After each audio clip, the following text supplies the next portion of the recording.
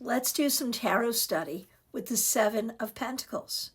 When we look at the weight version of the Seven of Pentacles, we see a tired gardener, but we think he still may be successful. He maybe should be hopeful. He's tired, he's taking a rest, but then he'll go back to work and he'll work really hard and he'll get his harvest. But originally, Waite and Smith were suggesting in this image the Irish potato famine, where no matter how much we wait, no matter how hard we work, nothing good is going to come of it. Now, Crowley and Harris felt similarly with their Seven of Discs, which its keyword is failure. So when we think about, earlier tarot interpretation for these two cards, it's not good. It's not good. And yet, in modern tarot, very often, we see this as a card of anticipated harvest, working hard for your harvest, and in some cases, maybe even the celebration of the harvest.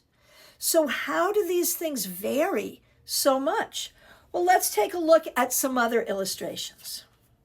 Spiral Tarot, we have a very similar take where we're on our knees trying to figure out how we're going to get this garden to grow. But then we have Ciro Marchetti's first deck, Gilded Tarot, where her harvest basket is empty, but she is looking up with hope. And there's a squirrel here. So if the squirrel is finding something, we're thinking eventually she will too. There is even a ladder going up. So suddenly we have more hope. Was it Ciro Marchetti who specifically gave us hope in the Seven of Pentacles? No, I don't think so. I think it was some of the earlier writers as well. Now, this is from Crystal Visions Tarot, and lo and behold, the basket is full. The harvest basket is full. We're tired. We still have that sense of tiredness, but we have a harvest. Now, Light Seers, the plant is just beginning to grow. We have a lot of hope here, and we're tending it. We're tending the garden. We're tending the plant.